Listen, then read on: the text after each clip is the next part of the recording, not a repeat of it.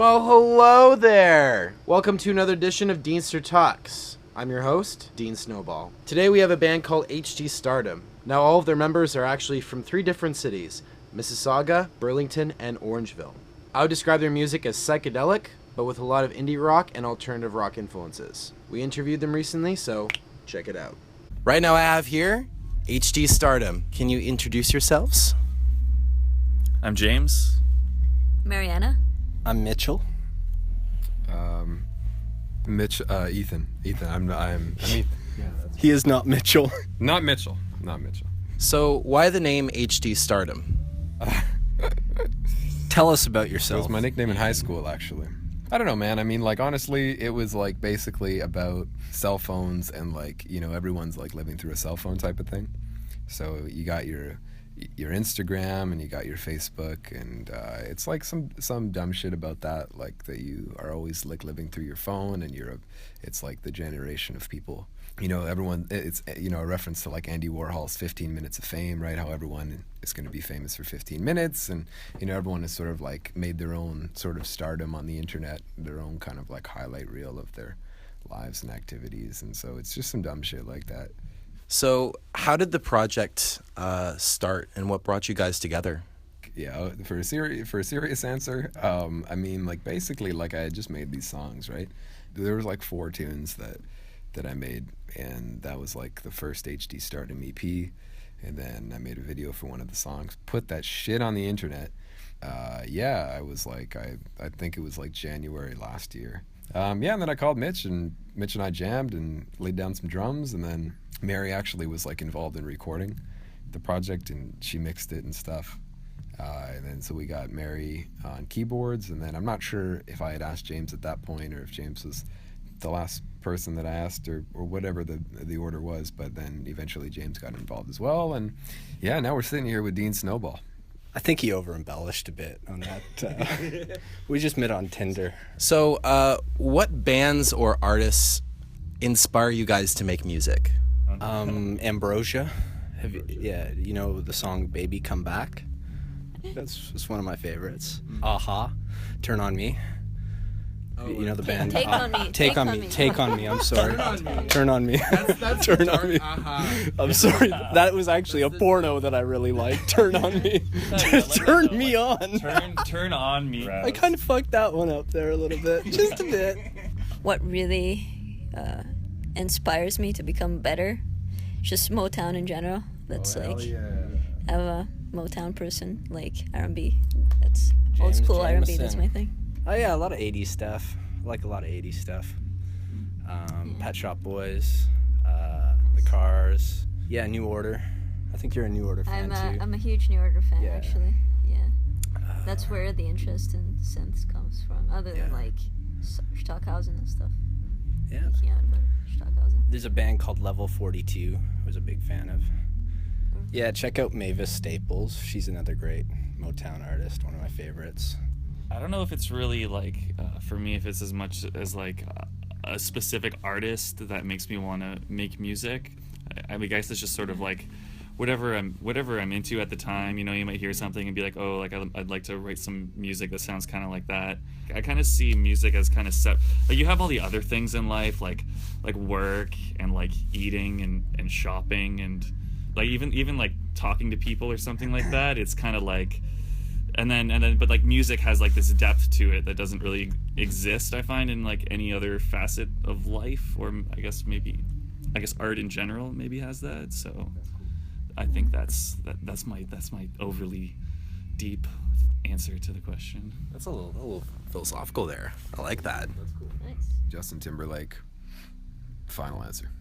Last year you put out an EP. This year though, do you have any plans on a follow-up? Yeah, we got shit. You got shit going? We got we have a thing we're doing. We recorded in a spa, so there's some live songs that we're gonna try and get out within the next few months. Ideally, that would be cool. And some of those songs are unreleased songs. As far as actual studio recordings, there's one song that hasn't been released that's almost finished that we might just have to finish up and pop out. Besides that, we have a bunch of tunes that are kind of just hanging out in the docking bay, right? And you just got to open that door and just let them out, But at this point, they're still like they're like babies, man. They're infants, so we gotta like give them some growth hormone and put some good looking pants on them and just get them out the door. We're pretty close. Like I feel pretty confident, but by the end of the year, or maybe halfway through the year, we'll be able to whip something up. There'll definitely be some sort of content within the next couple of months. And back to Dean with his album review. Take it away, Dean. Today, I'll be reviewing the new Head Wound City album, A New Wave of Violence. Head Wound City is a supergroup that consists of members of the Yeah Yeah Yeahs, the Blood Brothers, the Locust, and Holy Molar. The best way to describe their music is noisy hardcore and grindcore music combined. Previously, they released a self-titled EP to widespread acclaim from both fans of the previously mentioned bands and from critics. However, the project was short-lived. Shortly after releasing said EP, they did break up. In 2014, they reunited for a string of shows in the United States. Soon afterwards, they started the groundwork for writing a new, solid release. When they finally went into the studio to record this album, they actually worked with Ross Robinson, who actually produced for Blood Brothers before, namely their seminal album, Burn Piano Island Burn. Now, this album is a powerhouse. It is an aggressive body of songs. There's piercing guitars, and there's tight and precise drums. The vocals are so shrill, and they're perfectly suited for these elements. It is a great follow-up to their last release. With that being said, their mix was a little dry. I couldn't get that low guttural bass tone that I so desperately crave for this genre. But all in all, it was a very, very good effort, and I definitely recommend it. Back to you, Dean. And we're back with HT Stardom. How's it going? This is an open discussion. You can say whatever you feel, any cusses, anything like that. What were your favorite releases of 2016? I don't know. Maybe like, have you heard of the band Jank? No. Yeah, I think they released 2 albums in 2016. They're just like a pop punk band, and I think that they do it. It's like pop punk, I think, mixed with like, I think call it like beach rock or something like that. Word. Yeah, no, that's just kind of like, just kind of stumbled upon them on Bandcamp. My favorite from last year was K-Tronada's 99%, 19.9%? That's it, right? 99.9%, right? Like the crazy colors on the front. Yeah, and it's a tie between that one and Bat Not Good 4. Those are my favorite records of last year. There's a band called Attention that I think released a record. They're like a pop punk kind of band from Toronto that I've been a fan of over the years. It took them a little while to do a record, but they finally got it done. Did Glasper do a record? Robert Glasper? Yeah, he did. I like Death Grips a lot, and Death Grips put out an album in 2016 that I listened to a lot because I'm an angry person. I like a lot of explicit rap music, so Danny Brown's Atrocity Exhibition album was really cool. I think Schoolboy Q's album came out last year too. Oh, yeah. Blank Face. So this next question, it's a little bit off the beaten path, but what was the best thing that you ate recently? I'm interested in like vegan food. Not a vegan, not even a vegetarian, but I like the idea of vegan food. So I went to this place, I don't even remember, it might have been called Fresh. And I had a fucking salad with some like lima beans and shit.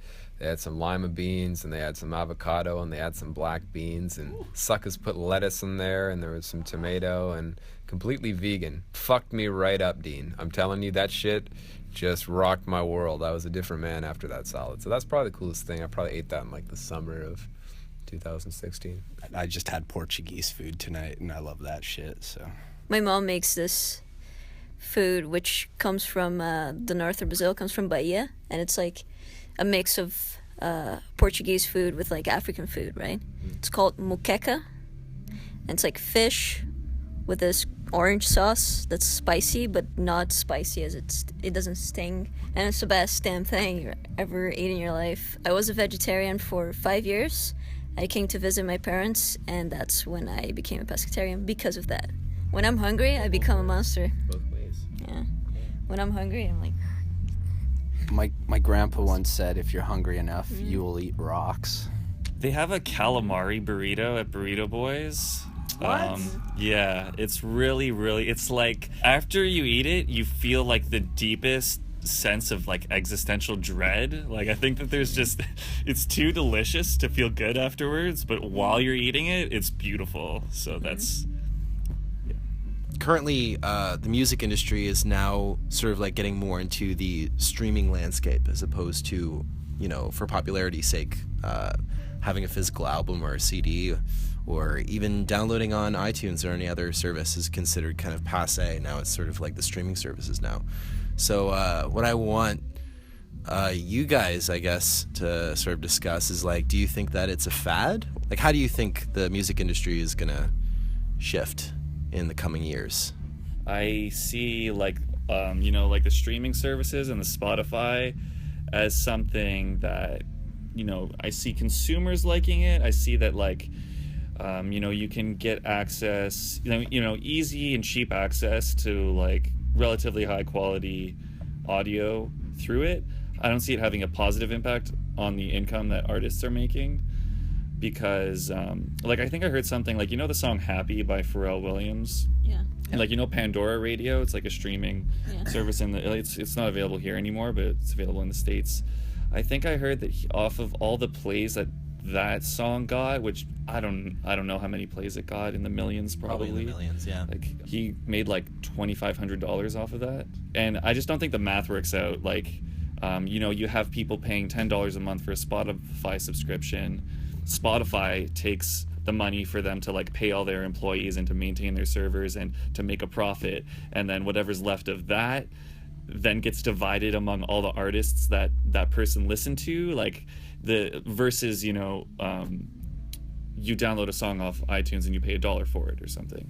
I see that it's only gonna get more that way, more towards streaming, because cell phone plans that have data are becoming cheaper with more data, which is going to allow people to listen to streaming when they're outside of when they don't have Wi-Fi. I think it's only going to go to that direction. But I see artists finding other ways of releasing physical stuff, like creative ways, releasing, I don't know, the album with coffee or something, like Robert Glasper releases album with coffee. So I see that kind of stuff becoming more common, and people collecting that kind of stuff. Firstly, I would like to congratulate Pharrell. I believe his wife is having triplets, so $2,500 ain't gonna go too far on diapers on that one. But I think there'll always be a group of people that will want to buy records or CDs or T-shirts or whatnot. The dedicated fans will always buy that stuff or download cards or whatever they got to do to get the music. Spotify, Bandcamp, all this stuff is pretty much just a great facet for bands to get the music out there. I agree with James. Income-wise, who knows? I don't know what the stats are on it. I'm sure they're recording. I think things will always work out, There's always going to be music. I don't think it's going to stop nobody from making music or whatnot. For sure. People will always fund it or, just the face of it probably has changed a bit over the years. Like when I started playing, demo tapes were the big thing. I mean, that might date me a bit, but like you made a demo tape. You recorded, like digital recording was like, whoa, So, it's come a long way. You can do a lot of stuff. So I'm no musician by any aspect of it, but I go by the strong back, weak mind kind of thing, and you just, I don't know, listen to music, have fun, buy records if you like the band, support them. I feel like when the downloading thing first started, people we're kind of trying to fight it, and now everyone's realized you can't stop progress, no matter if you like the effect that it's having on your industry or not. So just kind of got to live with it and adapt. And sure. I don't know. I mean, fuck. People are gonna want to listen to music. People like music. People also like free shit or extremely inexpensive shit. I'm a musician, but I steal so much shit. I steal fucking movies. I steal music. I'm a horrible man.